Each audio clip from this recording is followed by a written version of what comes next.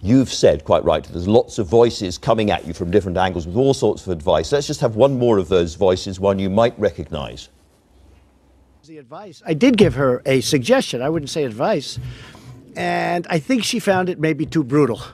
And that's so because I could see that. But I don't know if you remember what I said. But I did give her a certain amount of... I gave her a suggestion, not advice. I wouldn't want to give her advice. I'd give her a suggestion. I could fully understand why she thought it was a little bit tough.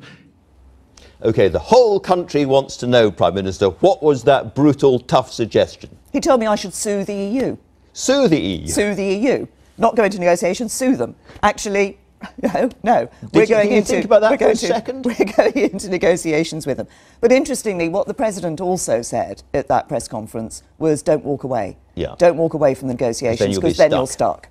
So I want us to be able to sit down to negotiate the best deal for Britain. OK, now you're a proud feminist. I just wonder, what was it like standing with that man and being so close to him for so long over that weekend, given what he has said about women and given how he has behaved in the past? How did that make you feel?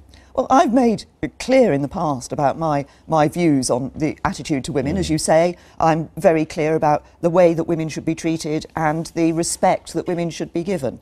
I was sitting down as a female leader with the President of the United States, talking about issues that are of great importance to the people of the US, the people of the UK, but also actually of great importance around the world. So some of the issues we were discussing about NATO, about foreign policy issues around the world. I'm trying to talk a little bit about the chemistry of it all. There's that extraordinary moment when you're coming into the press conference, he grabs you by the hand and kind of pulls you down those stairs. What was going on there? Is there a medical problem with stairs and Donald Trump? Well, I think what you notice is that whenever he takes me down a slope or stairs, and he did it up the steps at Blenheim Palace, he takes my hand to help in going up the steps. Now, I think it makes you look a little bit submissive. That's the trouble. Oh, Andrew, come on! Are you telling me that you have never sort of said to somebody, "Let me"? It's the way he does it. It's the grab.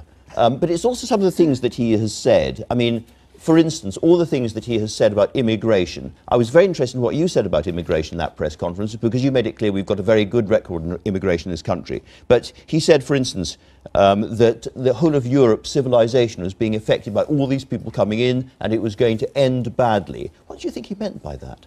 Well, I don't know. He has his own views on this particular issue. I have different views on this issue. It sounds quite dark. Well, you know, President Trump talks looks at this in a wider sense and talks in these terms. What's important here in the UK is what I and the government feel about this and what the British public feel about this. And yes, they want us to control immigration. That's why many people want us to ensure that we end free movement when we come out of the EU, which we will do. But immigration overall has been good for this country. People have come here Trump question, and contributed to our economy and our society. One last Trump question. Can you trust a word he says? I sit down with the President of the United States of America and we come to agreements and we put those into place. And that is part of the very special, the highest degree of special relationship that we have. Prime Minister, thanks very much indeed for talking to us.